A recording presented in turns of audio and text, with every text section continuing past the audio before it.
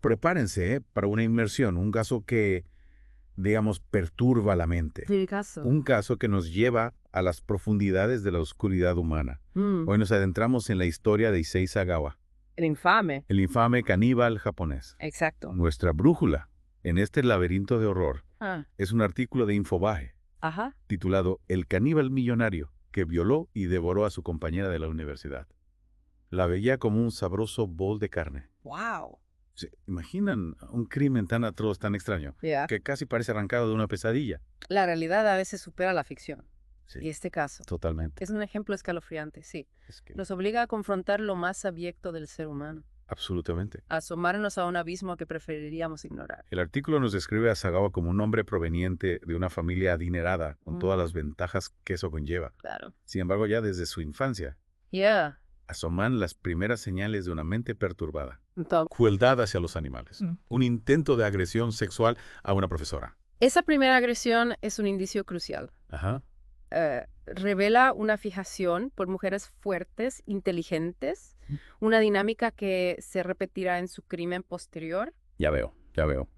Es fundamental analizar el contexto cultural en el que creció Sagawa. Claro. La presión social en Japón, las expectativas sobre el éxito, podrían haber influido en su desarrollo psicológico en la gestación de su monstruosidad. Sagawa decide mudarse a París. Ajá. Y allí su obsesión por consumir a una mujer se intensifica.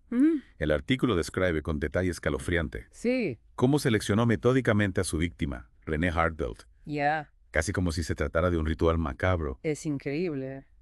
Y luego el asesinato en 1981, un acto que desafía cualquier atisbo de humanidad. La confesión de Sagawa es un documento estremecedor. Yeah. Describe sus actos, sus emociones, con una frialdad que hiela la sangre, nos ofrece una ventana, Sí. aunque distorsionadas, a la mente de un asesino caníbal. Es que es increíble. ¿Qué lo impulsó a cometer semejante atrocidad? Exacto, ¿qué lo impulsó? ¿Era el canibalismo una manifestación extrema de control de posesión? Es una pregunta. ¿Un intento retorcido de fusionarse con su víctima? Tras ser arrestado, Sagawa es declarado dementeri, una decisión que desata la indignación, Claro. especialmente cuando es deportado a Japón sin cumplir condena.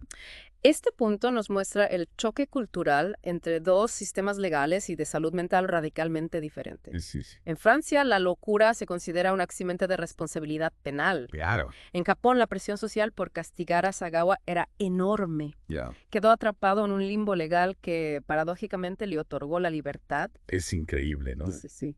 Y es aquí donde la historia da un giro más macabro.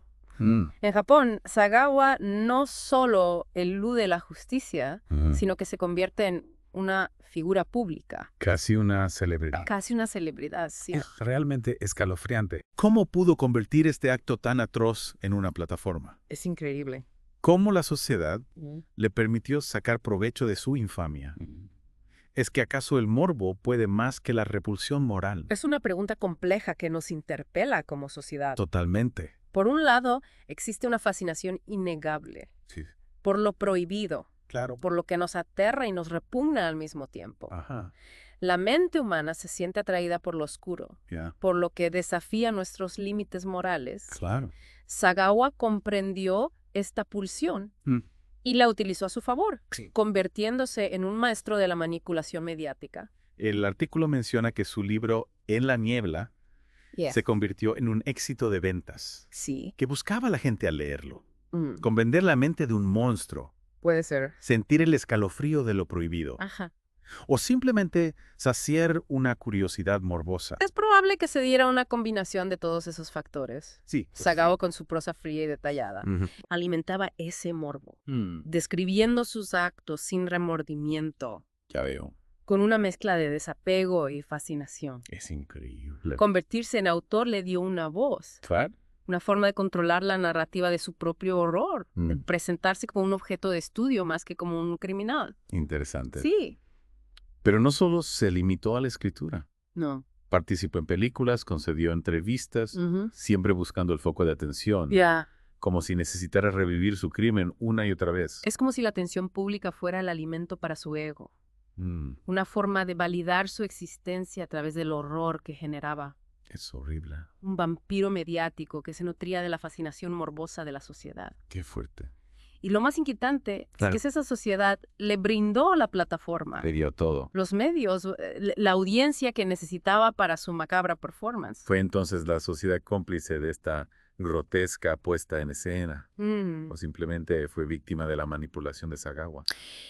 Incapaz de resistirse a la atracción por lo prohibido. Es difícil determinar el grado de responsabilidad de cada parte. Ya. Los medios de comunicación le dieron una plataforma, lo invitaron a programas, publicaron sus libros. Sí, La gente compraba sus obras, consumía sus entrevistas, claro. convirtiéndolo en un fenómeno cultural. En un fenómeno cultural. Había una curiosidad morbosa, Sí.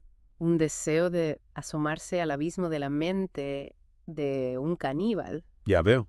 Pero también había voces críticas, Ajá. personas que denunciaban la explotación del crimen y la falta de respeto hacia la víctima.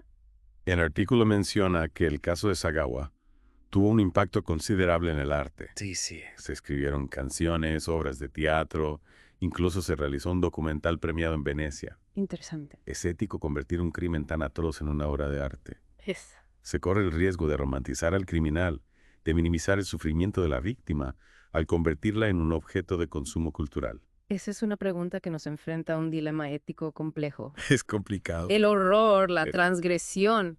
Pueden ser fuente de inspiración artística. Sí, Pero ¿dónde está el límite? claro. ¿Cómo podemos explorar la oscuridad humana sin caer en la banalización del mal? Es una pregunta difícil. ¿Cómo podemos honrar la memoria de la víctima sin contribuir a la infamia del criminal? Claro. En el caso de Sagawa, esa línea entre la fascinación y la repulsión es extremadamente delgada. Sí. Y cada obra que se inspira en su historia debe lidiar con esa tensión moral. Es cierto, el caso de Sagawa nos deja con un sabor amargo, con la sensación de que la justicia no se ha cumplido del todo y que la víctima ha quedado relegada a un segundo plano, eclipsada por la figura monstruosa de su asesino. Es fundamental recordar que detrás de este caso hay una víctima, René Hartveld, Claro. una joven llena de vida a la que le arrebataron su futuro de manera brutal. Totalmente. Su historia no debe perderse entre las sombras de la infamia de Sagawa. No. Es necesario mantener viva su memoria, Ajá. honrar su vida y Yeah. recordar que el verdadero costo de un crimen se mide en vidas destrozadas. En ausencias irreparables. Es importante que no olvidemos eso. Claro. Pero ahora, adentrémonos en los últimos años de la vida de Sagawa. El artículo menciona que vivió hasta 2022 sin mostrar arrepentimiento por su crimen. ¿Cómo fueron esos años? Bueno. ¿Cómo reaccionó la sociedad japonesa ante su presencia? ¿Logró escapar del estigma de su pasado o continuó explotando su infamia hasta el final? Sagawa vivió sus últimos años en una especie de limbo moral, una paradoja entre la libertad y el estigma.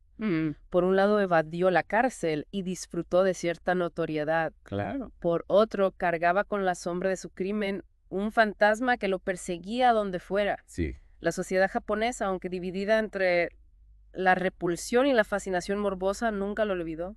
Continuó explotando su infamia en esos años. El artículo no da muchos detalles sobre su vida después de la vorágine mediática inicial. Si bien se retiró del ojo público en sus últimos años, su pasado lo seguía definiendo. Ocasionalmente concedía entrevistas, siempre rodeado de un aura de misterio y controversia. Ajá. Su figura se convirtió en un símbolo del lado oscuro de la psique humana. Un recordatorio de que la monstruosidad puede ocultarse tras una fachada de normalidad.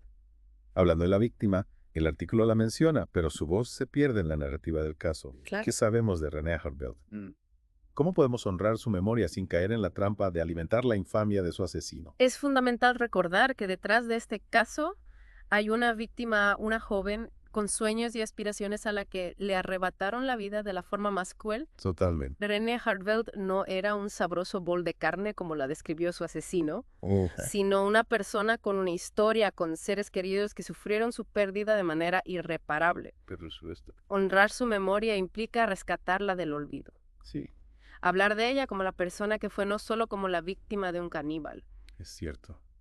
Su historia no debe quedar eclipsada por la figura de Sagawa. ¿Cómo podemos, como sociedad, evitar que este tipo de casos se conviertan en un espectáculo mediático que alimenta la fascinación por lo morboso y olvida a las víctimas? Es un desafío complejo. La atracción por lo prohibido, por lo que nos aterra y nos fascina al mismo tiempo, es una pulsión humana difícil de controlar.